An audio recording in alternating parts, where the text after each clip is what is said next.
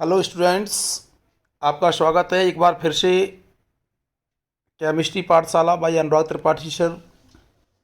तो आज हम आप लोगों के लिए लेकर आए हैं, हमें काफ़ी समय से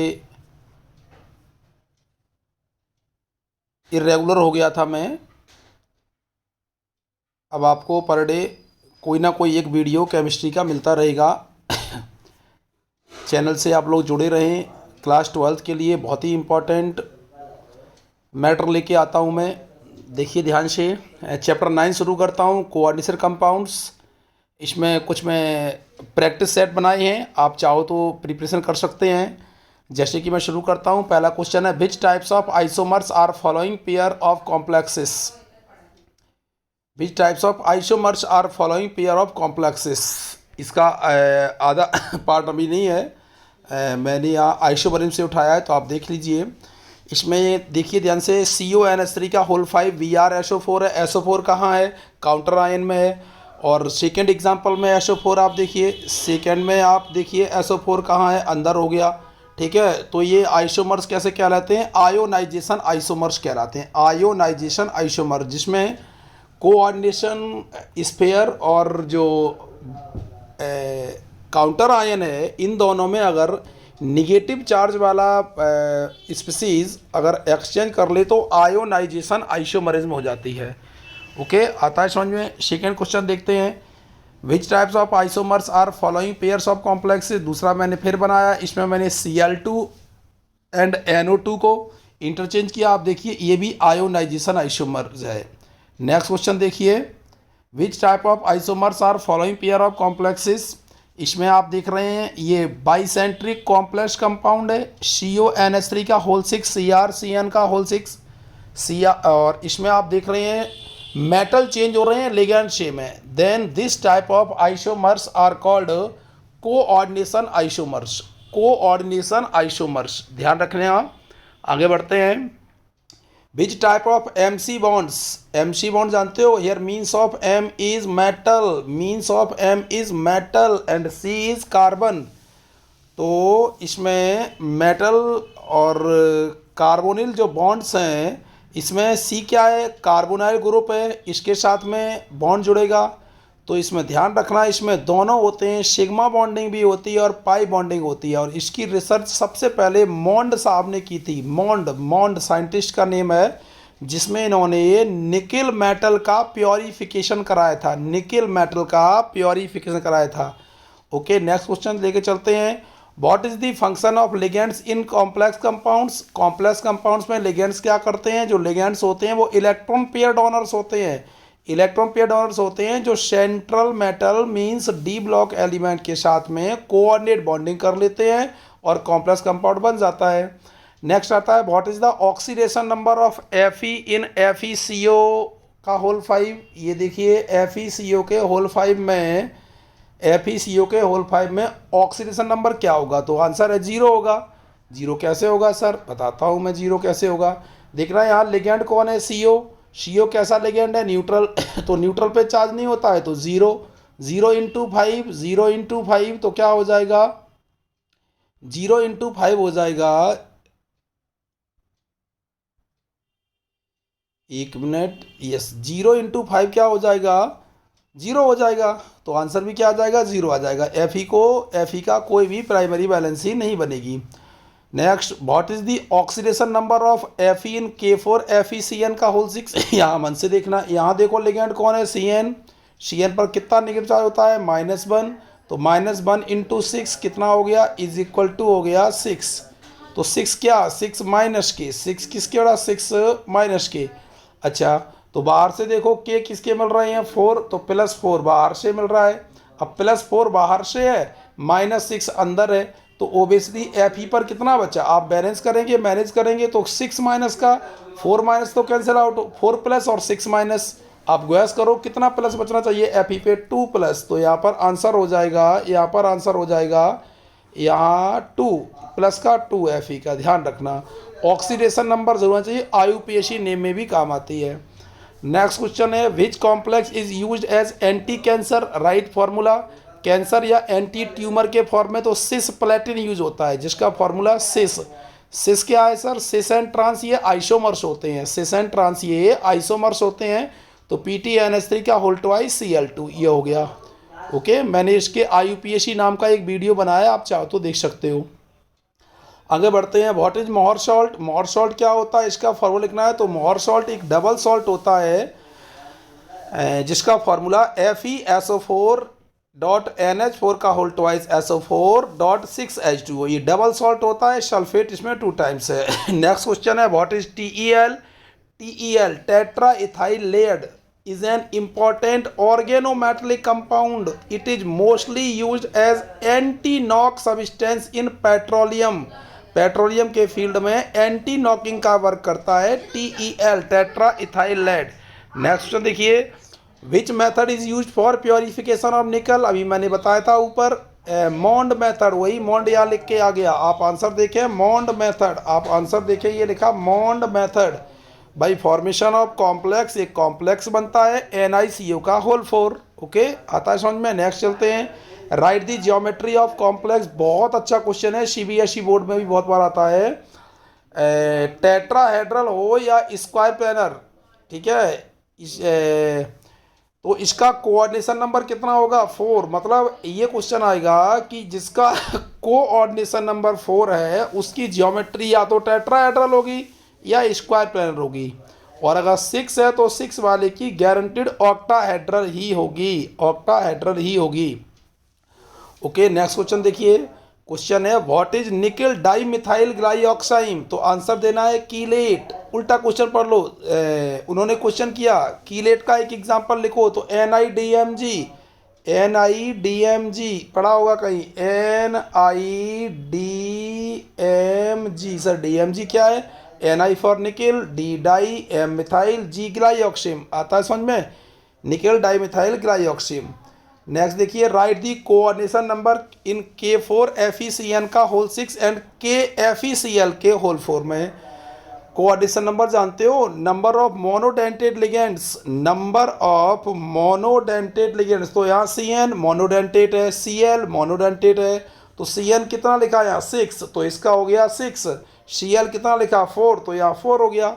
अब सर अगर कोई यहाँ डाइडेंटेट होता तो उसका ट्वाइस कर देते। क्यों कर देते? क्योंकि डाइडेंटेट जो होता है वो 2 बार डोनर एटम कर देता है। तो ध्यान रखना बेटा, जितने मोनोडेंटेट लिगेंड्स हैं उनका नंबर ही कोऑर्डिनेशन नंबर होता है। ओके, नेक्स्ट बेटा कुछ पॉइंट्स देखिए, दिखाता हूँ।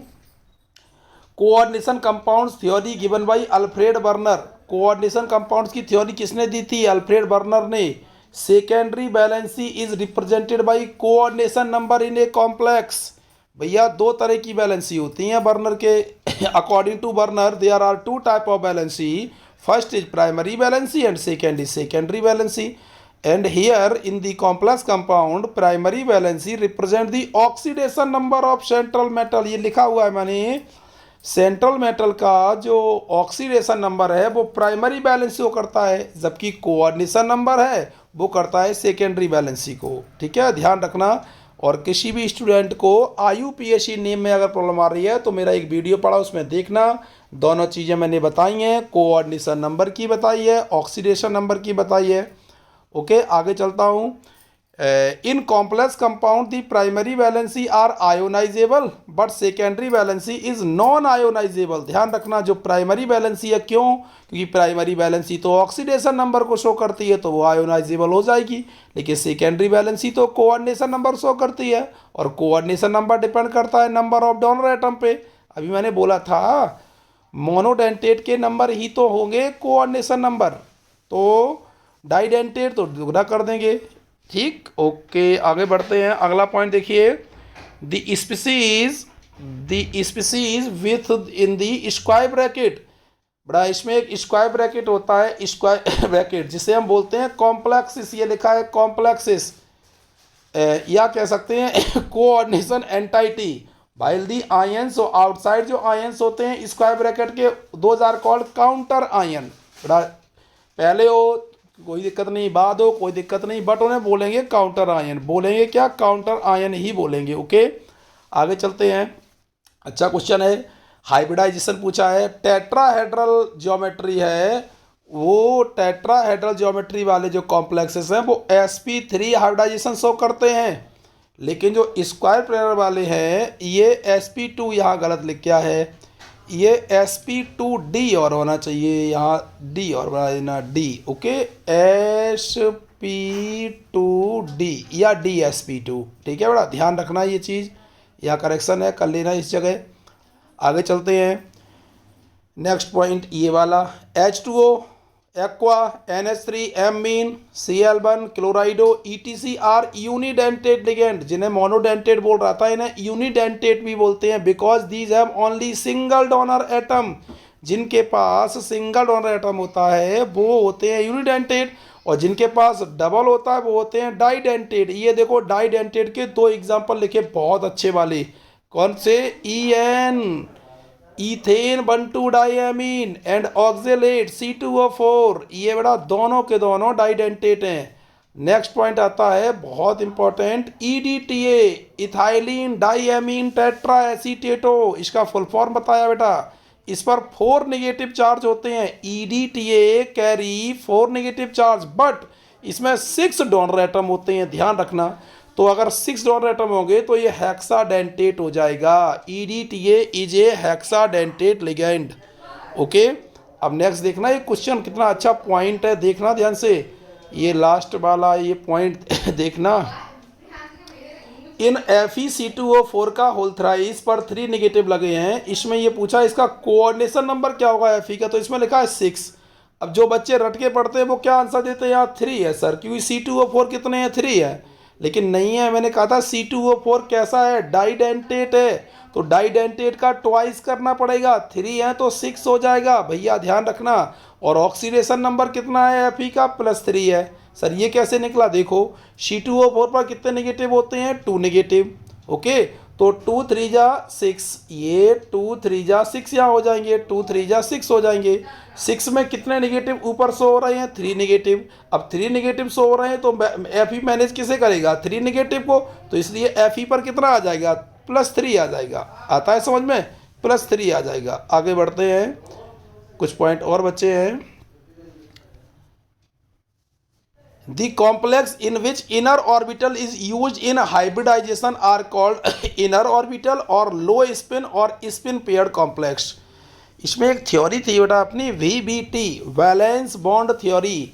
तो वैलेंस बॉन्ड थ्योरी से क्या बेनिफिट रहता है कि आपको कॉम्प्लेक्स के टाइप मिल जाते हैं जिनमें इनर ऑर्बिटल यूज होते हैं। ओके, तो वो इनर ऑर्बिटल और लो स्पिन और स्पिन पेयर्ड कहलाते हैं, जबकि जिनमें आउटर ऑर्बिटल, आउटर का मतलब 4D ऑर्बिटल होता है और इनर का मतलब होता है 3D ऑर्बिटल, ये ध्यान रखना। तो जिसमें D पहले आ जाए, जिसमें D पहले आ जाए वो इनर ऑर्बिटल, जिसमें D बाद में आए वो आउटर ऑर्बिटल।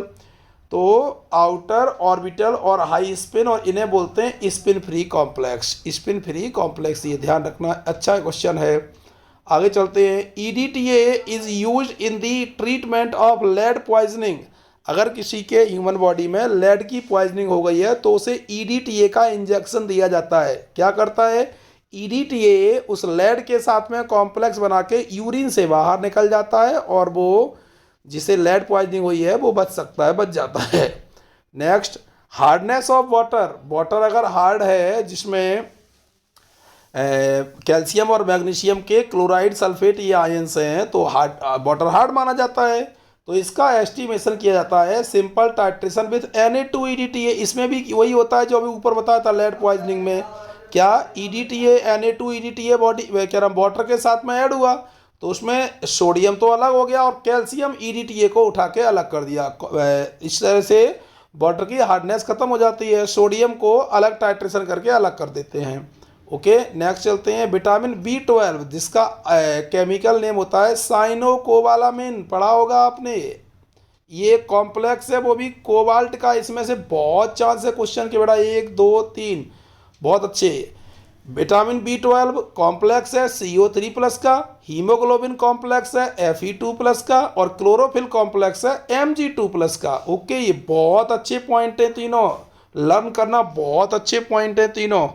ओके, एक और रोडियम कॉम्प्लेक्स लिखा है, रोडियम कॉम्प्लेक्स, रोडियम क्या होता है, एक डी ब्लॉक का मेटल है, आर एच सिंबल होता है, इसमें PH3 पी का होल थ्राइस है, ट्राईफिनाइल फॉस्फाइन बोलते हैं। Triphenyl phosphine rhodium chloride is a rhodium complex, एक मिनट, यस, रोडियम कॉम्प्लेक्स, और इसे विल्किंसन ने बताया था, तो is a Wilkinson catalyst and used for hydrogenation of alkene.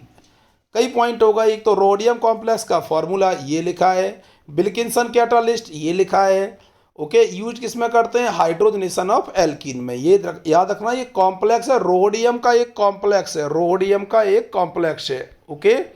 तो ये बड़ा बहुत ज़रूरी पॉइंट थे इसमें, ये आप ध्यान से पढ़ेंगे समझ में आएगा। इसमें और भी कुछ पॉइंट हो सकते हैं, इनसे आपका रिवीजन हो जाएगा अच्छा। इसमें IUPAC नेमिंग बहुत इंपॉर्टेंट है, जिसका मैंने सेपरेट वीडियो बनाया हुआ है, आपको टाइम मिले तो ये देख लेना। चैनल हमारा सब्सक्राइब करना और वीडियो देखते रहे, जिससे आपका रिवीजन होता रहेगा। Thank you. नेक्स्ट वीडियो आपको पर डे मिलता रहेगा जब तक आपका एग्ज़ाम नहीं हो जाता।